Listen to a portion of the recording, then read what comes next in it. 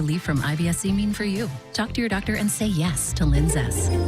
Learn more at linzess.com or call 1-800-LINZESS. Broadcasting to every nook and cranny of Rutherford County's 618 square miles.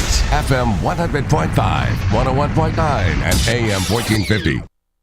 The Good Neighbor Network. FM 101.9 and AM 1450 Murfreesboro. FM 100.5 Smyrna. And online at WGNSradio.com. This is the Roundtable.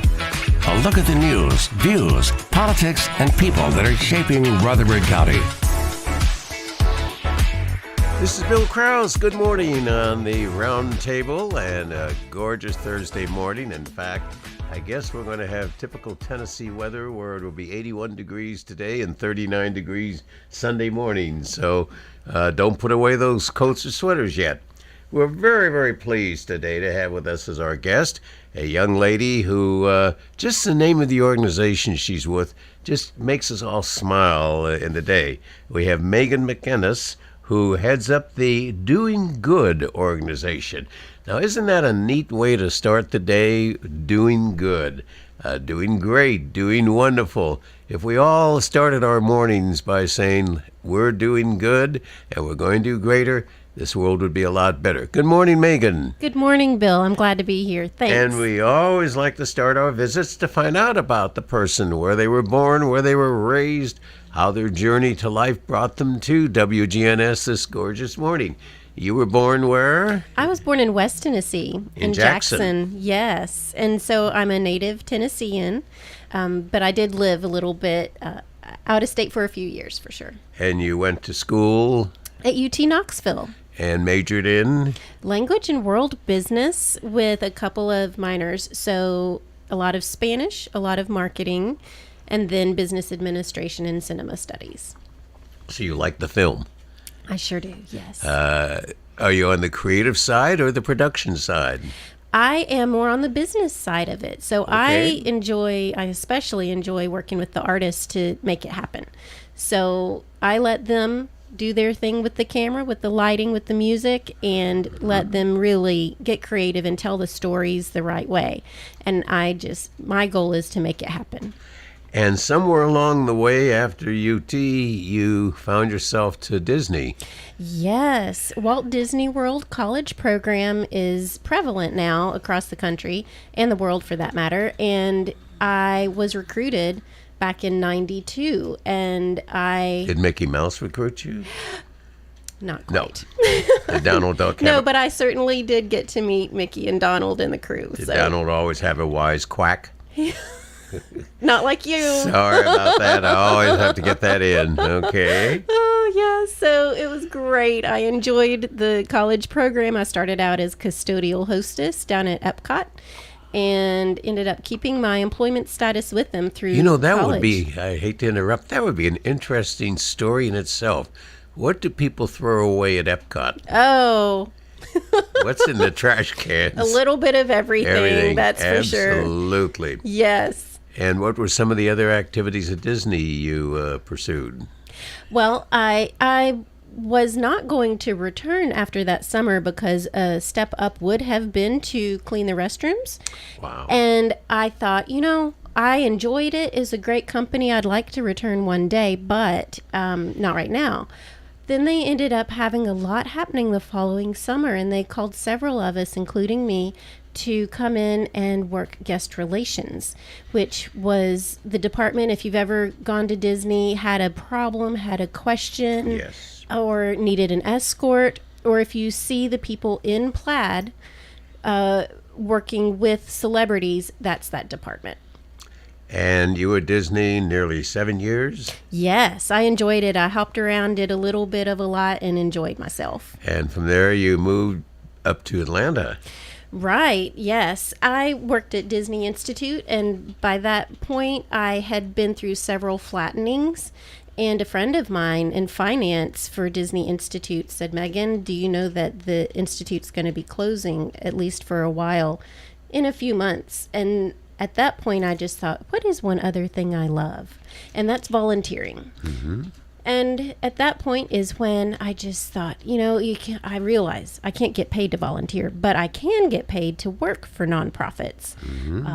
So that's when it began. And I then moved up to the Atlanta area, and my nonprofit career of over 20 years now began.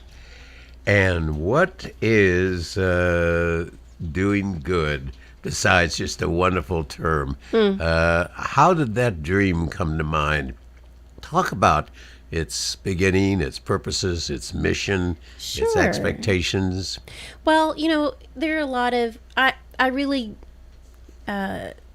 applaud those people who have these grandiose visions and aha moments. But I'll tell you what, I was just a regular person going through a regular rough time.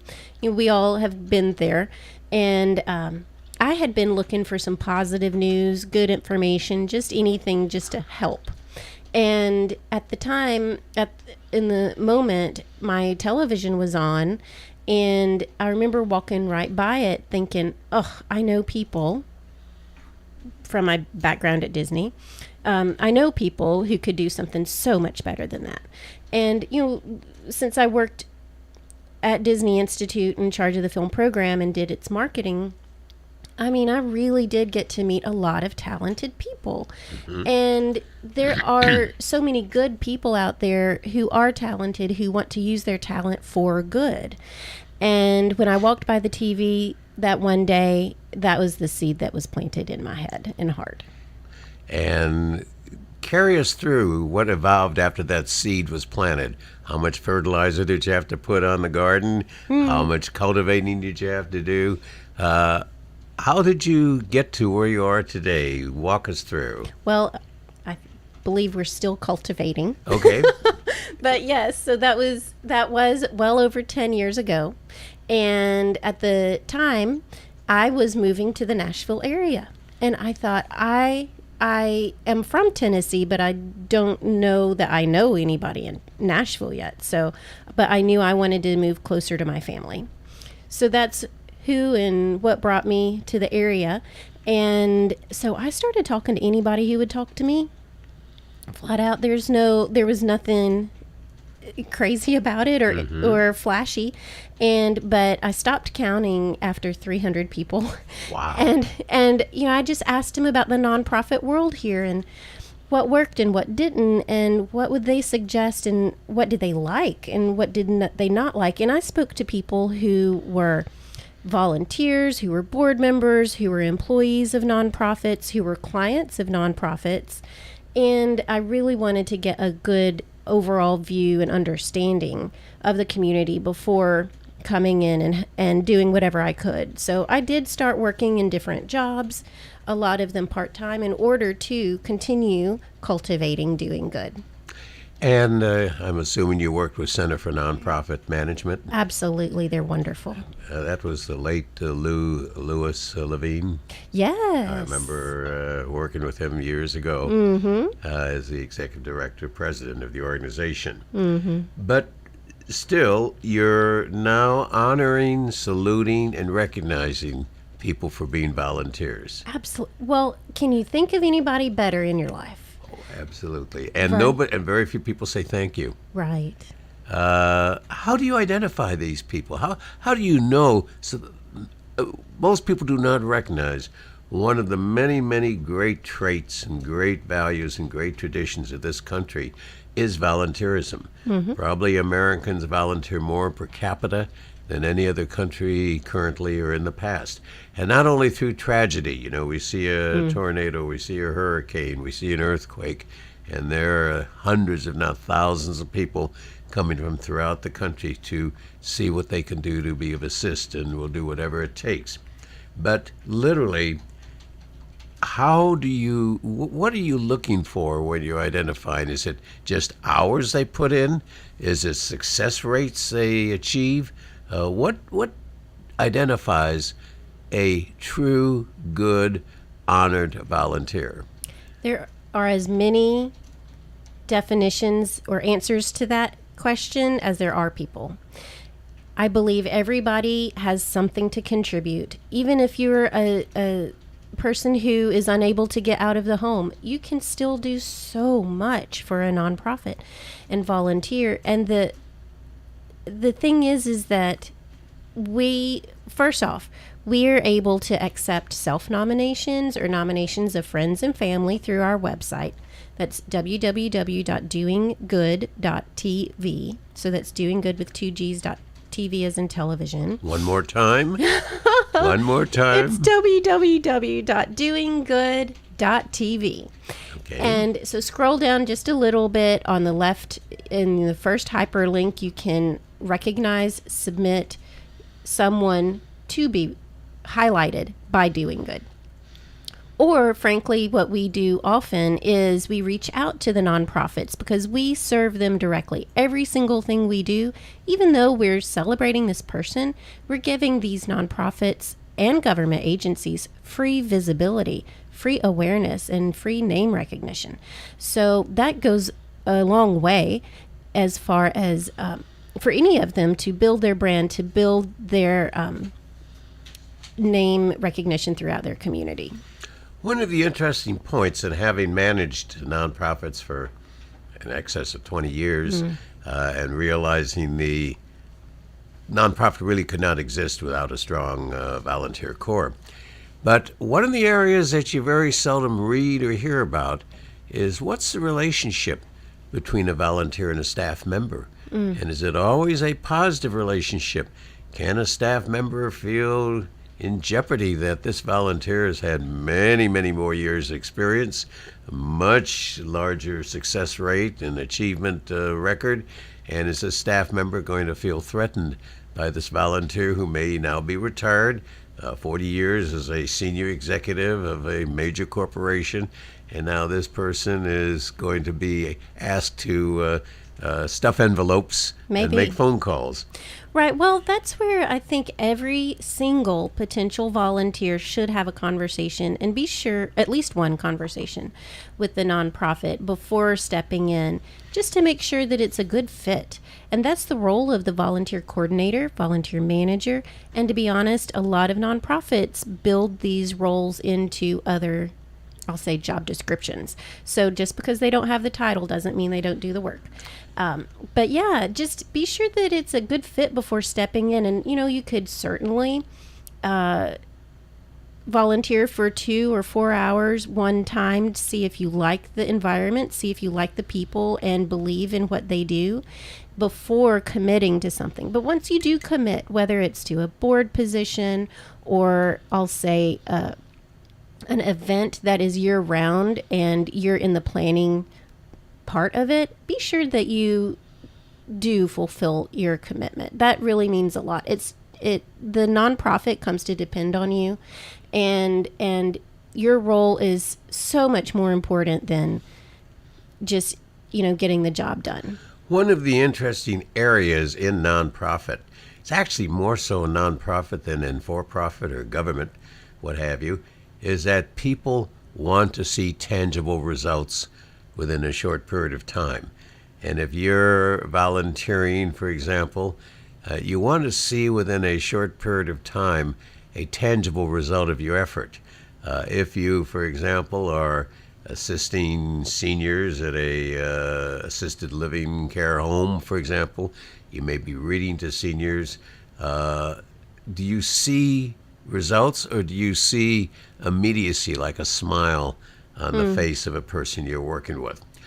I have seen in terms of grief counseling that one of the first areas of recommendation is for the person who is going through grief, lost a loved one, is to, at their early time, to get involved initially as a volunteer. Pick their hours, pick their location, pick their commute time, etc. How would you tell a person who perhaps never has really volunteered before, especially as an adult, of what questions they should ask themselves before they make the next step, before they ultimately say, well, who do I call? How do I call? Who do I talk to? What questions do I ask? Let's just take a make-believe person. Let's take a lady who her children have grown. She's empty nest. She has good income, so it's not a question of having to work to maintain the living standard. But she wants to give back to the community. She lives in Murfreesboro. What should she do? She should talk to the people around her. See, Okay. there's a little bit of finding out what's going on in your community, but there's also a little bit about what you're seeking to do with your own time. What do you believe in? What types of people or places or maybe animals or environment? What is it that you want to get involved in? How do you want to serve? If you want to serve, say, dogs. I'm a dog person. So why on earth would I choose willingly to go to some other type of Working with animal cats. rescue? Right. Cats are great, but they're not dogs. Oh, right. So why would I do? So just be smart and ask your friends.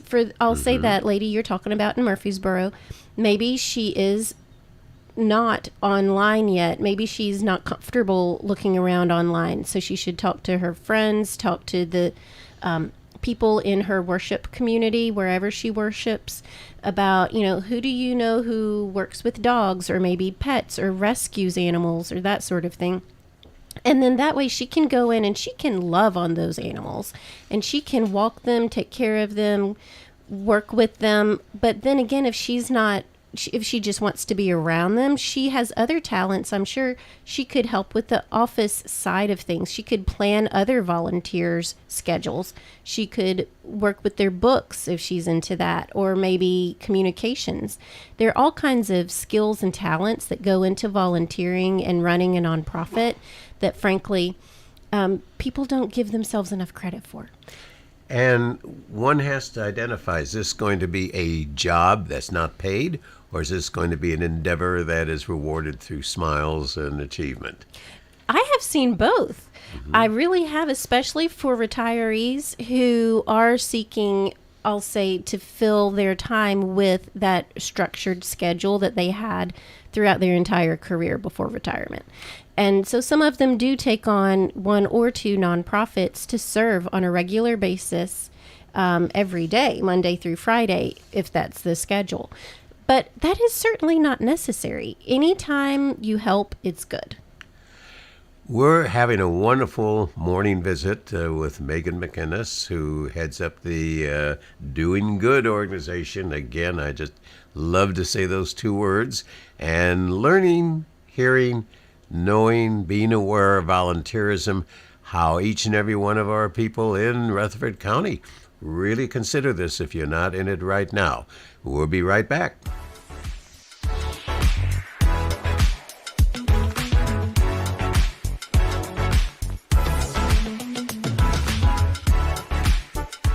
Hey guys, this is Scott. There's a lot of people talking about testosterone. You hear it everywhere, but do your homework and make sure when you go to a provider, go to one you can trust. Personally, I recommend Low T Center. It's where I get my levels checked. Low T Center exclusively specializes in men's wellness, and they check all your levels, not just your testosterone. And they determine the cause of any symptoms you're having and whether you're a candidate for low T or something else like low thyroid or sleep apnea. Typically, their annual health assessment is completely covered by health insurance, and they check everything, including PSA, which is your prostate levels. And they also check thyroid, liver, and kidney function, cholesterol, glucose levels, and more. Low T Center also has affordable and convenient at-home treatment options. Prioritize your health in the new year. Schedule your annual health assessment at Low T Center today at lowtcenter.com. Low T Center, reinventing men's healthcare. When it comes to your home, memories and sentimental value are priceless. Farrah Construction can remodel your home or can update your kitchen, bath, or other rooms. I'm Ron Hall. If you can dream it, Farrah Construction can turn it into reality. Call Farrah Construction at 615-893-6120. That's Farrah Construction. I'm Ron Hall. Shop local. Let our family business help you. Farrah Construction Company. It's Good Neighbor Events, brought to you by Cardinal Realty Solutions, the law offices of John Day, and AmeriCare Pest Control. This is a paid legal ad. You've probably heard it a million times. If you're injured, call a lawyer. And you probably haven't because you don't know how much it will cost, how long it will take, or even if you have a case. At the law offices of John Day, we provide a free initial consultation because we understand that folks don't want to pay a lawyer only to find out they don't have a case. If you think we can help, we do so on a contingency basis, which means we only get paid if you do. Seriously injured? Call me, John Day. Now, WGNS Good Neighbor Events. The Better Business Bureau's Shred Day is Saturday, 9 in the morning until noon, and that's in the parking lot in front of Planet Fitness. Saturday also brings the 22nd Annual Earth Day to the historic Murfreesboro Square. Our hats off to everybody at Middle Tennessee Electric for coordinating this event. Again, Earth Day is this Saturday, 10 until 2, on the Murfreesboro Square. And after you see Earth Day, head over to Cannonsburg for Pioneer Days. That also is free. And on Saturday morning, April the 29th, starting at 11 o'clock at the Allen Chapel AME Church, the women in the NAACP making a difference. It's their spring tea. And being honored this year, Angela Bingham. You hear her Sundays on WGNS, as well as Centrice Moore, the founder of My Brother's Keeper, and Vonchell Stembridge, the office administrator at the Bradley Academy Museum. That's Saturday, April 29th at the Allen Chapel AME Church. Those are WGNS Good Neighbor events. Good Neighbor weather. We'll see sunny to partly cloudy skies for this afternoon with highs working up into the mid-80s. Then for tonight, partly cloudy skies dropping to a low of 61. I'm meteorologist Michael Cara, News Radio WGNS. Right now it's 64. WGNS is powered by Middle Tennessee Electric. Rutherford County's 22nd Annual Earth Day celebration is Saturday, April 22nd, 10 a.m. to 2 on the square. Check out local organic products, live music, and more. Free fun for the whole family, April 22nd on the square. This is the Roundtable from News Radio WGNS on FM 101.9 and AM 1450 Murfreesboro, FM 100.5 Smyrna, and worldwide at WGNSradio.com. Hello again, this is Bill Krause on the Roundtable on a beautiful Thursday morning, and we're doing good. Doing Good is the name of the organization and function that Megan McInnes operates, and it deals with acknowledging and honoring the volunteers. I can always think of the Pink Ladies who were volunteers at hospitals. Oh. And the one interesting thing about Pink Ladies and volunteerism was that longevity played a key role. You would have people look forward to getting their pin for 20 years service, 30 years service, and so forth. How, from your experience, how does one keep motivated in volunteering? Should you be doing the same thing on an ongoing basis? Should you vary? Should you have different tasks? Should you be looking at things not as a job, not as a function, but as a purpose and a opportunity to help make the organization achieve its goals? Of course, achieving the goals is of importance. It's the reason we're all there, right? But I don't think it's a bad thing to say yes to all of the above that you just mentioned. For example, people who, I'll say, volunteer for hospitals now, maybe they're people of any age who are just looking to get experience working in a hospital, and they want to try volunteering, whatever that may look like. And maybe it's to push people down the hall in the wheelchair to get from A to B, and they do that for a week or for years. I think that's where you as the volunteer need to be honest with yourself and the organization you're serving to be sure that you're in the right fit. Because if your goal is, if you're in there to enjoy the daily communication and relationship building and service to these people in the wheelchairs that you're strolling from A to B because they are unable to get there without your help, that is incredibly meaningful help. To not only that person you're serving and each one of them, but also to the hospital, because you're really personalizing the visit and helping the experience of the patient. But that being said, if you don't care for that, then don't stay in it. But then again, don't go MIA. Don't Yes. just drop and say, ugh, not for me. Talk to the people at the nonprofit. Talk to the people at the hospital. They have volunteer coordinators on staff to serve you, the volunteers, and say, you know, are there other opportunities? Absolutely. I can guarantee you there are. And maybe it's more of a desk position that you're interested in, or maybe it's a different schedule that you're looking for, you know, or a different type of interaction. You know, some people are really, I'll say people, and some people just really would rather stay on their own and do their own project, do their own work behind the scenes, but they do want to serve people. So there's a place for everybody. That is where the conversation with the volunteer coordinator comes in. You know, it's a really interesting point for what you've just said, Megan. A parent or a grandparent should use the motivation of their children or grandchildren to become involved in volunteer nonprofit work at a very, very young age. You can do a feeding at a kitchen for homeless, and you can take your 7 or 8 or 9-year-old to be helping to feed the homeless. Start building as part of their lives' agenda that it isn't only to receive but to give, and to get children involved in this area. And I can't begin to tell you that, and I look at a lot of resumes, a lot of applications for college and so forth, and you start seeing in a resume of a child who has spent significant times in volunteering through their academic and life career. That tells us more about a person, about their future, about the potential, about their passion, about the commitment than almost anything else, including a part-time job. Look at that. See, and I want to underscore something you just said. I really feel the need to emphasize the role of the family in volunteering.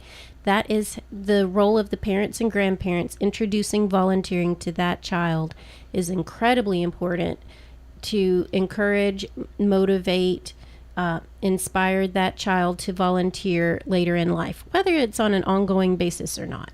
But through doing good, we share those volunteer stories, and we ask them why they volunteer. We ask them how they got into volunteering. And while this is not a scientific study, I'm going to say at least 9 out of 10 were introduced to it through their family. Correct. You know, it's interesting, as I've said on the show before, I had the pleasure and opportunity for several years to manage the HARC, the Homeless Coalition here in Rutherford County. And I will always remember a family that volunteered, husband, wife, child, to visit the encampments of the homeless, make sure they had bottled water during the summer, and make sure they had assistance and so forth. And I never will forget a longtime homeless gentleman. And as he was watching the 8, 9, and 10-year-old working, he said, you know, this takes me back to my children. And it ultimately was a nostalgia trip to some degree that it motivated him to ultimately reconnect with his family and rejoin them. Oh, terrific. Has volunteerism, from your experience, led to employment? Is that an entree into an organization? Yes, no question. It can be. Now, is that why someone should volunteer? No. But I think it's all about a good match. Like, say for those who are dating, you want that good match. Well, same thing for volunteering. You want It's to the fit, have the best fit. Right. So that being said, I'm one who started out as a volunteer. I volunteered for Juvenile Diabetes Research Foundation for years. I'm going to guesstimate it was roughly 5 or 6 years in a couple of different states. So the organization knew me well. And then at one point they said, hey, Megan, do you know someone who would be good at this? It's just a temporary job. But that was the perfect timing for me. And that's exactly, I was looking to start working for nonprofits because after all, I wanted to volunteer, but I can't get paid to volunteer. So that's how I started working for working in the nonprofit field, and which began my 20 plus career. 20 years plus career. Now, I'll say too, this is not just a me thing, I promise. It happens all the time. About a month ago, I spoke with a lady in Nashville who, as an adult, after she had been let go from her work of many years, she was sort of in a conundrum trying to figure out what to do next. And we were talking about nonprofits because that was a potential for her that she appreciated. She saw some potential in for her career, her next step. And so I suggested a specific nonprofit because her values and priorities seemed to match that one local nonprofit's. And now I just heard recently, about 5 or 6 years after that conversation, not only had she begun volunteering for them, but then they offered her a job and she's been working for them since. Wow. Should a nonprofit, as they're visiting with a prospective volunteer, should they not only be evaluating that volunteer, whether they have the emotional balance to be able to do it? And where I'm going with this, one of the early times and places that I had volunteered many, many years ago was with hospice. And you suddenly are encouraging people to volunteer at hospice, which is certainly a wonderful, wonderful program. But the question is, can you deal with death and dying of the men and women that you're visiting every morning? Absolutely. And, does that suddenly become very depressing? Does that suddenly become, am I not doing something right to come in the morning and find that Mr. Jones had just passed away over the night? So, what are the ramifications? Or if you're dealing with the teenagers and you're attempting to re-alter them back into a steady point of life, and one falls off the wagon. How do you deal with non-success as a volunteer? Staff people, you suddenly become hardened to it. Staff people learn to cope. But how does a volunteer cope with things that are not necessarily going the way things were thought to be? Again, talk to that volunteer coordinator, and talk to other volunteers. And it's not, I'll say, in a way to spread bad news. Really approach it from the perspective of, I want to learn, this is what I'm experiencing. Be aware of your feelings, your emotions, especially the youngsters in the world who are just starting out. Be aware of what's going on and address that. Don't react, but just be proactive about what's happening at the time. If you're walking into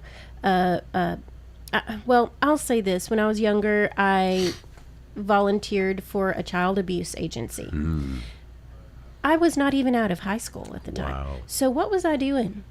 Exactly. Really. I mean, I helped, great, but not much. And I think that's where there are specific needs. There are many needs for people to come in and just, I'll say, count, take inventory, sort, clean, etc., that are what are considered non-skills based volunteer opportunities. But then there are other positions, even if they're in the same environment, such as dealing with grief or child abuse, or I'll say mental health, or maybe even medical. I mean, just to even be in that environment, you should in your own self be aware of what and where you're walking into, and be able to deal with that and be able to be proactive when issues arise. One of the areas I had thought about a few minutes ago, and it's certainly worthy of identifying, a person, whether it's a young man or a woman finishing high school, into college, or somebody who is transitional in the middle life, and they're thinking of new career. One of the more interesting areas is use volunteerism to test the field of whether this is where you want your career to be. Not necessarily job seeking as a volunteer is the first step, but if you're interested in medical care, you're interested in health care, you're interested in social issues and what have you, volunteer and see whether the environment is compatible with what you seek. Agreed, yes. And a lot of these, it's you can look at it in a variety of ways. One is the environment, absolutely.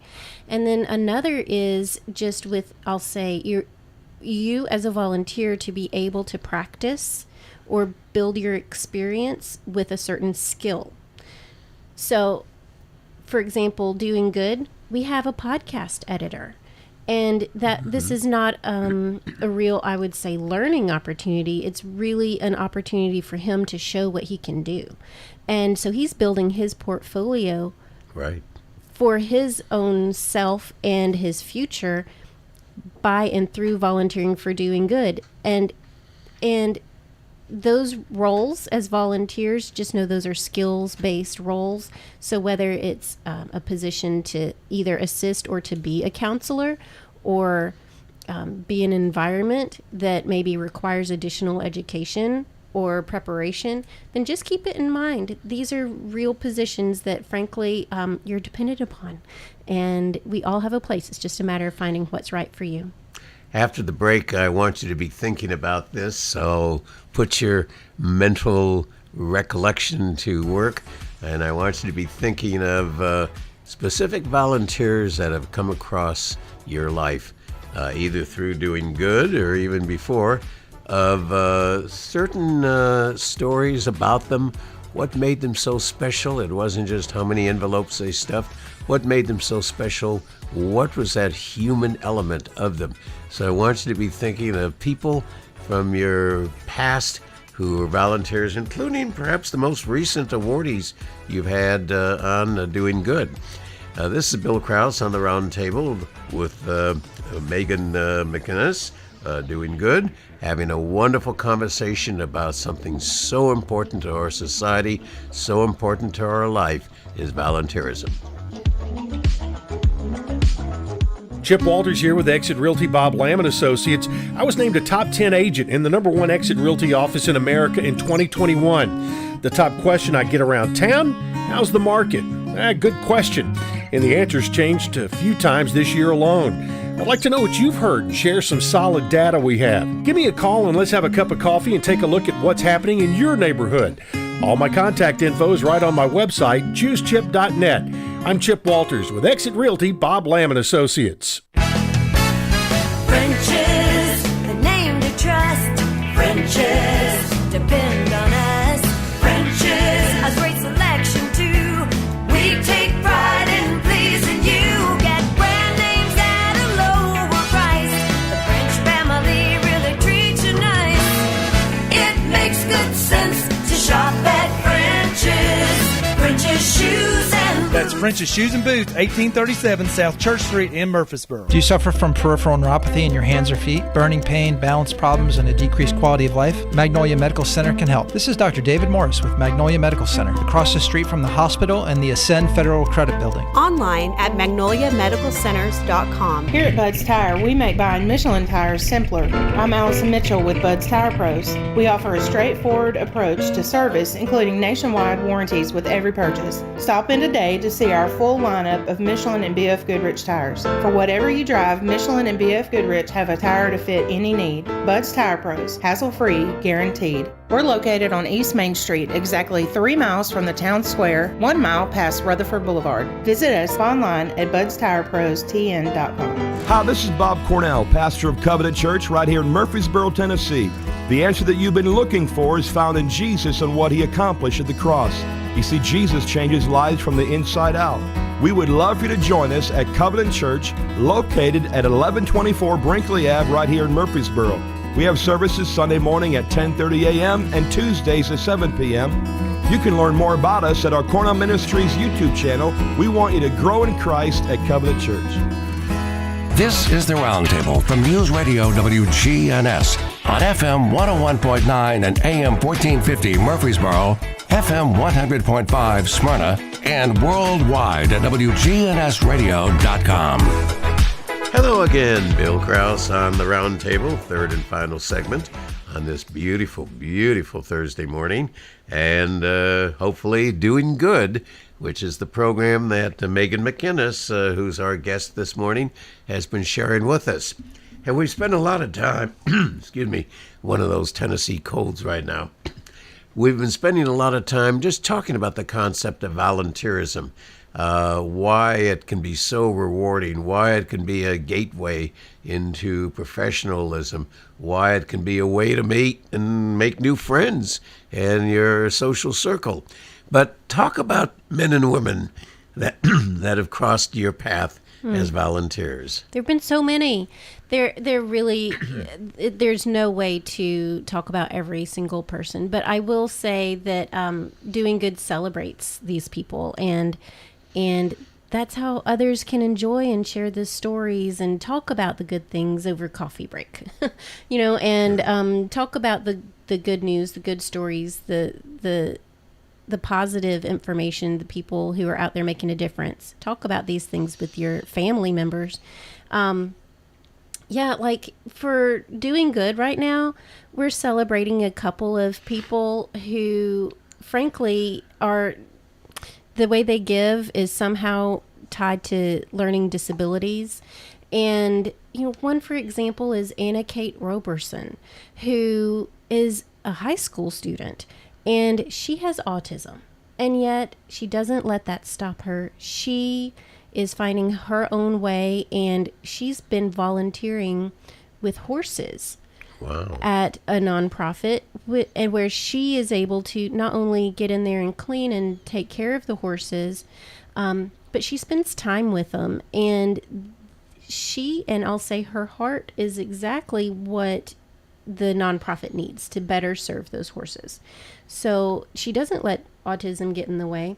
Similarly, there's another lady named Michelle Nicholson who is local to the Nashville area, or at least she became so. She was human trafficked at age 18. Years later, got herself out of it, thank goodness, and thanks to a truck driver, actually. And so she literally physically walked into Thistle Farms and went through their program, graduated, went to school to better then serve others who had walked in her path, all while dealing with 16 personalities.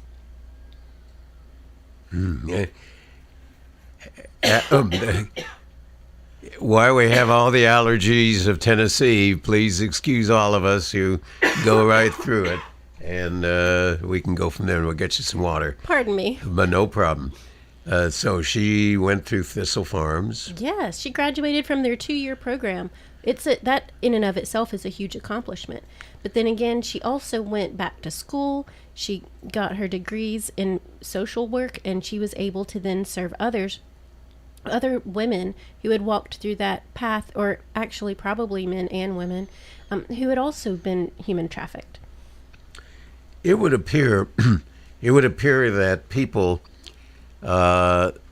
most people who are genuine, true, open-hearted volunteers don't want a spotlight focused on them. They don't want to be put on the stage. They don't want to be put in front of the camera. How do you deal with that? They just want to do it from their own personal motivation in life. I get it. I understand from each, I'll say, perspective. I can see where that person's coming from. But when you're able to share your story and frankly educate others about how to volunteer in ways that they wouldn't have learned otherwise. Did you know that, for example, there are a couple of nonprofits in town where you can volunteer as an interior designer? Wow. I mean, you can volunteer to teach people anything under the sun, whether that's, I'll say, English, or maybe it's how to sew. Or frankly, you were talking earlier about these people with 40-year executive careers who are so knowledgeable about how to run a business. Then volunteer at SCORE. It's an acronym that frankly stands for Retired Executives. And this is how they can then help others who are building their own businesses do better. It's actually interesting when you mention SCORE. I had some experience with some SCORE candidates, and so often the person who has had a 40-year phenomenal track record will find it somewhat, I guess I could probably say, expected to offer advice to the staff, the senior level staff of the organization.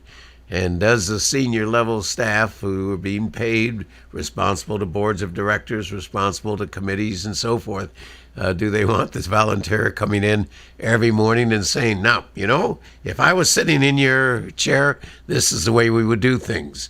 It kind of becomes a catch-22. Tell us about the future of doing good. If you had a magic wand to make it exactly what you want it to be in the next 10 years, what do you see of doing good? What are some of the not only the mission, expansion of the mission, but its staffing, its volunteerism, and most importantly, the role that you see it in Middle Tennessee? Look at that. Well, that's exciting, and that, talk about getting to dream a dream. Within the next year, I'll start there, we're creating a television show. And we will have that television show, which features, of course, stories of volunteers. And we'll have that up on air within the year.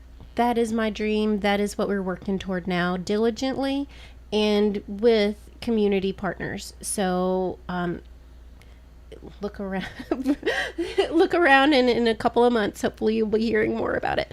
But yes, we'll continue and build more upon the blog posts that we write to celebrate these volunteers each month, the social media presence we have, and getting the word out. And not only are sharing these featured volunteers, but also for the community to just give a shout out to their friends and family who are volunteering and giving of themselves. It's not just a two-way street, but it's a community conversation. It's a lot of just patting. People need to be patted on the back.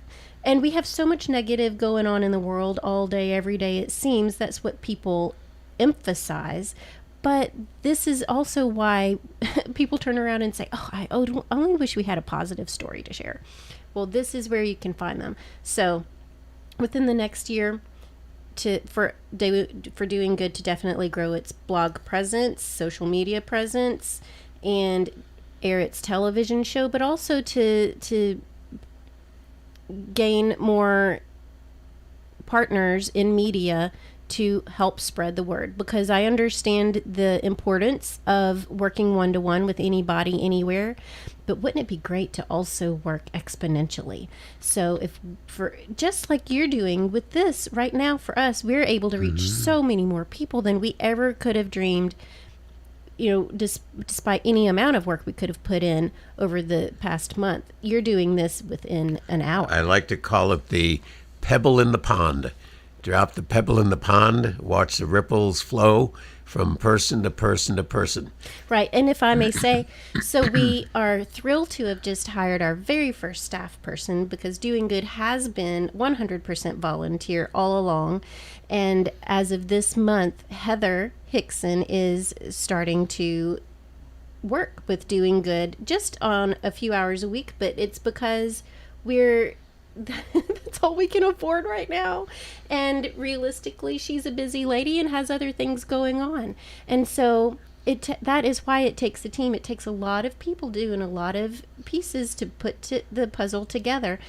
And then 10 years from now, I want that television show to be taken off. I want people to really have volunteerism in the conversation every day, to have it be a part of job hiring, for it to be a part of everybody's LinkedIn profile. You can, and speaking of being online, I want to throw out the idea. We spoke earlier about the Murfreesboro lady and where she could find ways to volunteer. And I would be remiss if I didn't offer volunteermatch.org or even LinkedIn for volunteer opportunities. They are everywhere out there online. It's just a matter of looking. And it becomes so important that not only do we welcome people, I think one of the worst things I could ever imagine dealing with volunteers is somebody has worked up the nerve, worked up the willingness, worked up the commitment, and they go to the nonprofit the first day. They're sitting in the lobby waiting to meet with their volunteer coordinator, and they're treated literally like dirt. And I hate to use that. I mean, they're, people walk by without even saying good morning. People just treat them like, what are they sitting here for, and what have you. It is up to the nonprofit not only to look at the value of volunteerism and not only to look at what a volunteer can bring to the organization and what you're bringing to the spirit and well-being of that volunteer as part of your mission, as part of your passion for excellence. I always like to use a different word for volunteerism, and I think it probably touches so well your organization. You call it humanism, and you are a reflection of humanism. The human spirit is something so phenomenal if it has the opportunity to be planted, to grow, to nurture, and to blossom and bloom. And you want to see volunteerism, and I think that's why your program is so significant. Structurally, you have a 7-member board. Yes. And small but mighty. And they represent a rainbow of variety. All kinds of people. That's what's been so much fun, or one of the things that's been so much fun about Doing Good is that it attracts amazing, cool, talented, passionate people who just want to celebrate others. If, you're working with, would you say, about a half dozen nonprofits right now? Yes. So we're reaching out to them, but then again, it's also their ability or within their ability. And same thing with the volunteers out there. The volunteers are empowered to nominate their friends, themselves, to be featured by Doing Good. And one more time, how would a volunteer be nominated? Oh, they can go online at www.doinggood.tv. Scroll down just a hair because we're refreshing our website. So you'll see on the first link to the left or on the left a place where you can click to recognize or nominate someone. Or frankly, feel free to text me. Maybe that's the easiest thing. And your text that's address? Okay. It's 615-934-5087. One more time for 615-934-5087. And we hope that you make a good entree into Rutherford County and in towns like Laverne and Smyrna and Murfreesboro. Absolutely. This is an area that is very, very committed in volunteerism. Probably of any of the areas that I've got to know in Middle Tennessee since arriving here 20 years ago, I've been so impressed with the spirit of this area. We've been fortunate to partner with MTSU in the past to create these videos which celebrate the volunteers. And you're exactly right. The people of the Murfreesboro, Rutherford County area are just incredible, and their hearts are big. And they do so much. And I do understand about not wanting to, talk about yourself or brag about yourself. But in the same light, don't you want others to know what they can do? It's all about making sure that we all are aware of and can pat each other on the back in a respectful way, and also educate and encourage more people to do so. I'm looking for the event that you have a large banquet and you're honoring a great-grandmother, and her grandchildren and great-grandchildren are watching their great-grandmother being honored. That's volunteerism. In the 10 years from now, yes, there you go. This is Bill Krause. We've had a lovely, lovely visit this morning with Megan McInnes, who is the leader, I guess I have to call it, the spirit of Doing Good. We've heard all about it, its future, its past, its commitment, and most important, its passion for excellence. See you next week, my friends.